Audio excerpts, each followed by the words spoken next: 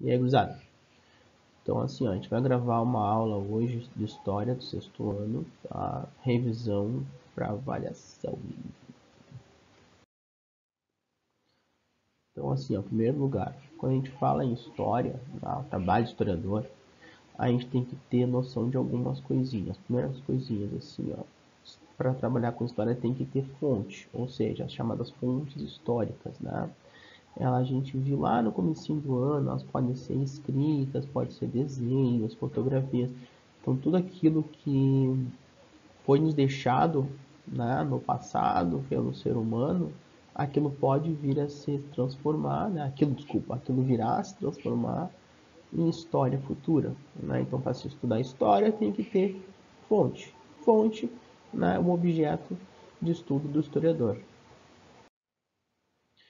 Então, assim, a nossa aula foi dividida em três partes, né? Então, a primeira parte a gente já viu, né? Que são as fontes da história. E agora a gente vai ver a segunda parte, que é esse período, né? Chamado período da pré-história, né? Ou, melhor dizendo, né? Antes da história. Então, antes da história. Mas como assim antes da história, né? Você está dizendo que tem história, né? A antes da história. Porque assim, ó, o que diziam os historiadores antigos, né? Que para ter história tinha que ter escrita. Então, se não tem escrita, eles vão dizer que não tem história. Então, a pré-história ela tem essa característica fundamental, né? Que os hominídeos, né? Os homens, né? Não escreviam. Então, é antes da escrita. Por isso tem essa palavrinha estranha aí no meio da tela aí, ágrafa. O que é ágrafa? Ágrafa é sem escrita. Então, tudo que a gente tem na pré-história é por fonte material. Volta lá para o comecinho que eu falei, e tem história, tem que ter fontes históricas, né? Então, todas as fontes históricas deste período, chamado período da pré-história, são fontes materiais. E elas têm uma coisinha em comum, né? Os primeiros homens vão surgir na África. Então, três coisinhas chave aqui, ó.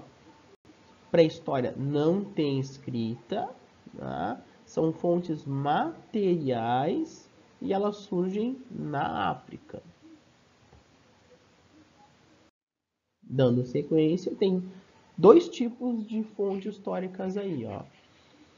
Lembrando que a gente tem também, né, dois períodos dentro da pré-história. Né? Na verdade são quatro, mas como eu sou amiguinho de vocês, eu vou só lembrar de dois. Na esquerda, vocês têm uma figura e uma pedra. Né? Então, na pré-história, eu tenho pedra como material fundamental. Né? Que são aquelas pedras mais grossas, né? Aquelas pedras quebradas de uma forma mais rude, né? Então, a gente tem o período chamado paleolítico, né? Então, aquele período paleolítico, o homem ele caça, ele coleta, né? E a pedra ela é mais rústica, né?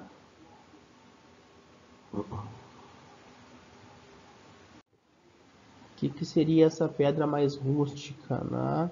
Seria a pedra lascada. Então, o que o homem fazia? Ele pegava dois tocos de pedra, né? E fazia uma lasca, né? Então, eu tenho uma pedra lascada aí. Naquela figura da esquerda, o que a gente repara? A gente repara que o ser humano está caçando, né? Então, o que eu digo sempre para vocês? Eu vou depender da comida e a minha comida neste período ela é caça ou coleta. Já na figura da direita abaixo, eu mudo a minha forma de comer, né? Então eu tenho ali uma criação, uma domesticação. O que seria isso, né? O ser humano ele começa a controlar o seu alimento, né? Então ou ele vai criar um animal, ou ele vai criar um produto agrícola, né? E a pedra ela é um pouco mais trabalhada, né? Chamada pedra polida, né? Nota assim, ó. Vamos fazer uma comparação bem grosseira, tá? Olha as pontas. Uma tem uma ponta mais afiada, que é a pedra lascada, e outra que é A pedra polida, perdão, ela tem uma ponta mais afiada e a pedra lascada tem uma ponta mais arredondada, né? Por quê? Porque ele não é um trabalho tão elaborado, é um trabalho mais simples, né? Então são as características fundamentais da pré-história. Vou retomando, né? Sem escrita, fontes materiais, continente africano e materiais principalmente de pedra e a diferença da alimentação, ou é a caça e a coleta, ou é a criação das fontes, né, de alimento. A próxima parte da aula que a gente vai ver agora é a respeito da Antiguidade Oriental, ou seja, eu saio da pré-história e entro numa segunda fase da história, né, chamada de Antiguidade Oriental. O que eu tenho como característica fundamental da Antiguidade Oriental? Ela vai ocorrer somente, né, no lado do Oriente, né, Antiguidade Oriental. Tem um outro nomezinho que é o que eu prefiro mais, né? Essas sociedades da Antiguidade Oriental, eu prefiro chamar de sociedades hidráulicas, porque elas dependem exclusivamente de fontes hidráulicas, água, tá? Então elas vão se originar nas beiras, né? Ou às margens dos rios, né? E vocês estão reparando aí os 4 pontinhos, né? Todas elas estão próximos, né, ou na beira de rios em diferentes locais. Então, o que a gente tem como assim, ó, características fundamentais? As primeiras sociedades hidráulicas, as primeiras sociedades da Antiguidade Oriental, elas vão se formar nessa região que a gente chama de crescente fértil.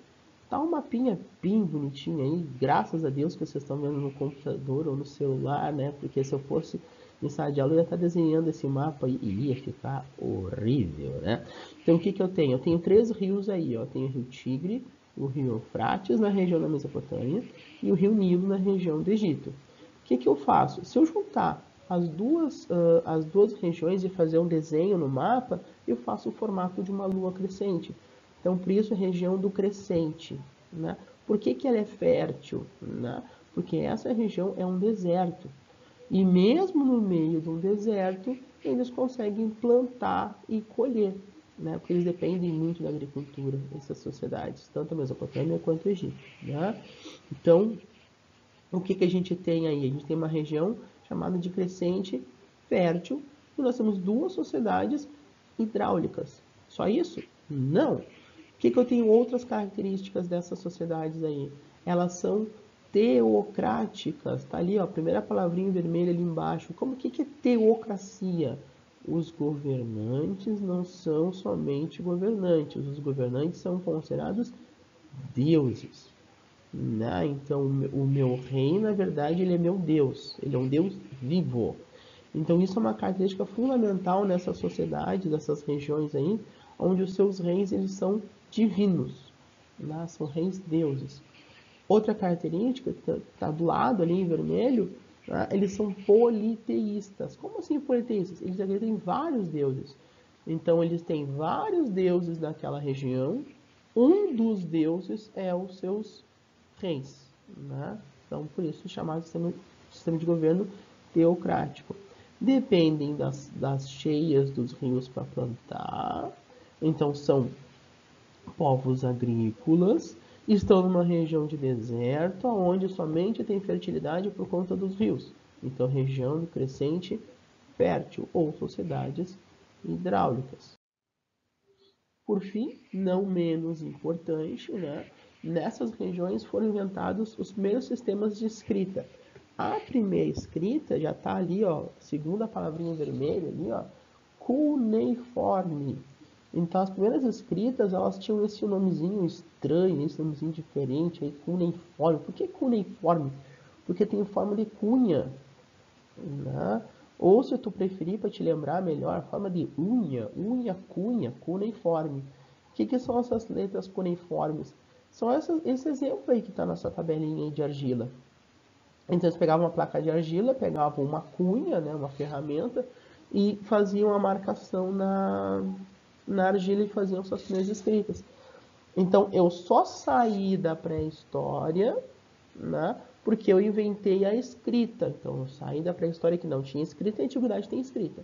Então, isso começa o sistema chamado começa o período chamado da antiguidade. Então, o período da Idade Antiga ou Antiguidade, a partir da invenção da escrita. A primeira função da escrita é controle. Então, vamos voltar ali um pouquinho.